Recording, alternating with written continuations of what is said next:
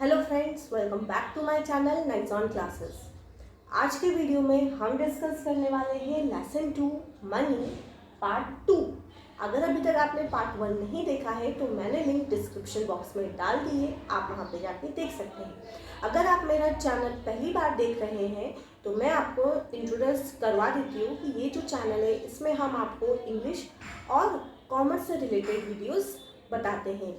English grammar, spoken English और class wise English, उसके साथ साथ कॉमर्स में accounts, economics and business studies class 11th and 12th। तो चलिए आज का वीडियो हम स्टार्ट करते हैं। तो लास्ट वीडियो में हमने डिस्कस किया था बार्टर सिस्टम और उसके ड्रॉबैक्स, और फिर साथ में हमने डिस्कस किया था कि जब बार्टर सिस्टम बंद हुआ तो किस तरीके से मनी को इंट्रोड्यूस किया गया, उसकी डेफिनेशंस और कितने टाइप्स की मनी होती है। जब से मनी इंट्रोड्यूस हुआ था तब से लेके अभी तक यानी कि 2023 तक क्या क्या चेंजेस आए मनी में, वो सारी चीज़ें हमने डिस्कस की थी। ठीक है, आज हम डिस्कस करेंगे क्वालिटीज ऑफ मनी। तो क्वालिटीज ऑफ मनी में सबसे पहला पॉइंट आता है जनरल एक्सेप्टेबिलिटी।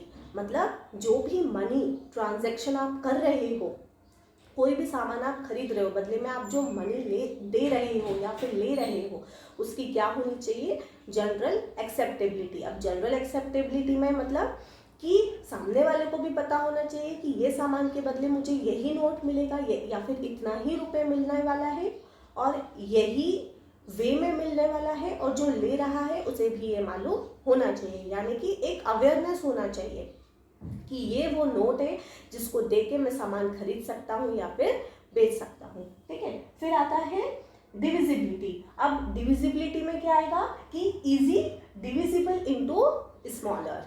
क्लियर।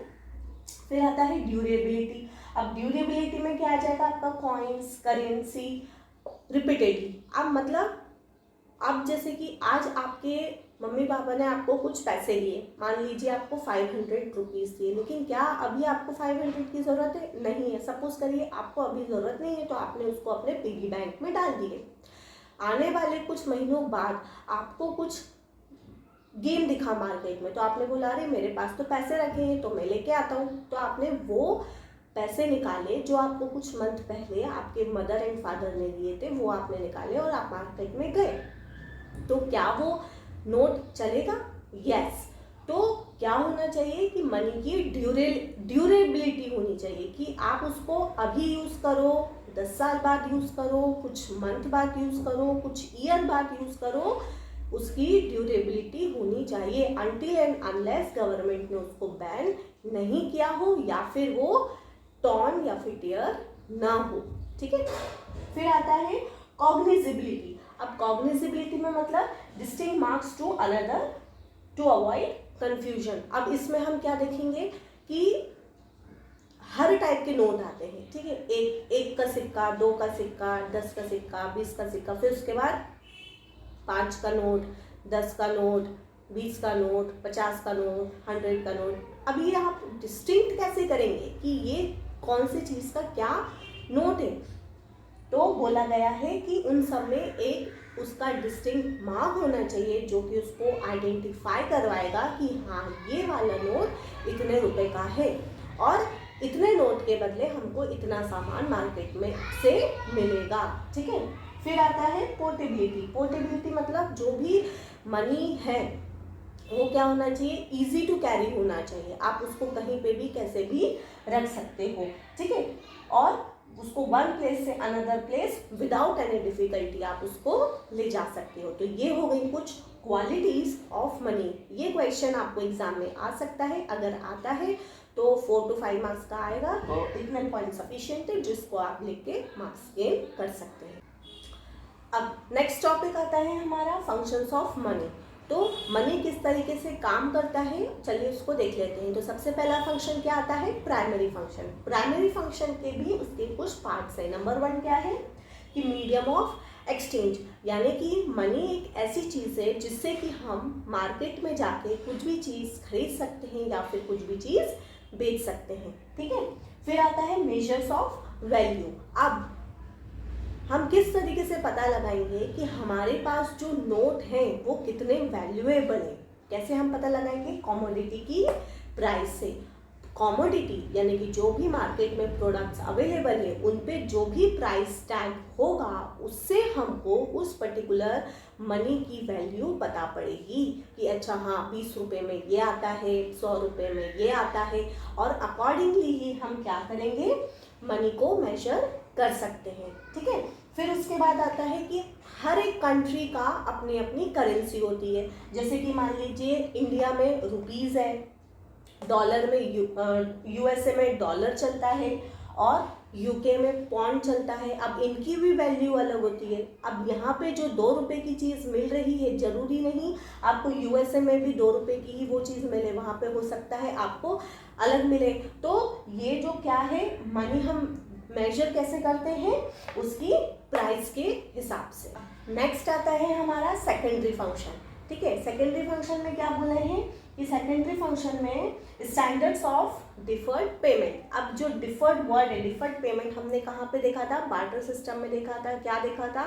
कि हम सामान खरीद सकते हैं लेकिन पेमेंट क्या इंस्टॉलमेंट में कर सकते हैं? हाँ, लोन हम ले सकते थे बार्टर सिस्टम में, लेकिन जो उसका पेमेंट था, जो उसका रीपेमेंट था, वो क्या था? पॉसिबल नहीं था। जैसे कि हमने एग्जाम्पल देखा था कि मान लीजिए हमने गेहूं खरीदा और गेहूं के बदले हमने बोला कि हम 1 किलो दूध अभी देके, फिर 1 किलो दूध 6 महीने बाद देके, फिर 1 किलो दूध कुछ महीने बाद देके, ऐसा कर सकते हैं? तो ये पॉसिबल नहीं था। यानी कि डिफर्ड पेमेंट मतलब ईएमआई पे कुछ चीज़ खरीदना, इंस्टॉलमेंट में करना, वो बार्टर सिस्टम में पॉसिबल नहीं था। लेकिन मनी में ये पॉसिबल है।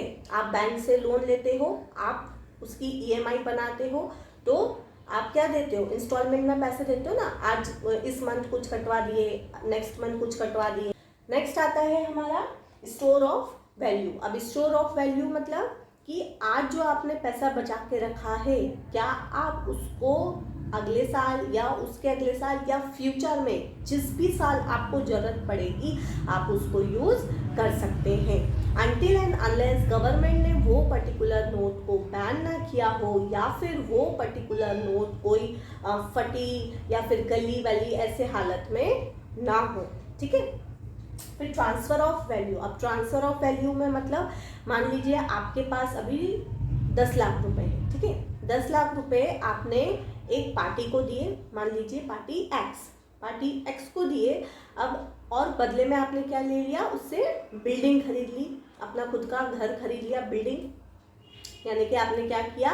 मनी को ट्रांसफ़र किया। अब जिसको आपने पैसे दिए 10 लाख रुपए, यानी कि वो कौन सी पार्टी थी? Party x. अब उस पार्टी ने क्या किया? उन पैसों से एक बड़ा सा बंगला खरीद लिया। किससे? पार्टी सी से। यानी कि आपके जो 10 लाख रुपए पार्टी बी एक्स को मिले थे, अब पार्टी एक्स ने वो 10 लाख रुपए से कुछ और खरीद के वो जो पैसे थे वो किसी थर्ड पार्टी को दे दिया। तो यहाँ पे क्या हुआ? हमारा ट्रांसफर ऑफ वैल्यू। अब जो हमारा थर्ड फंक्शन आता है वो क्या है? Contingent function.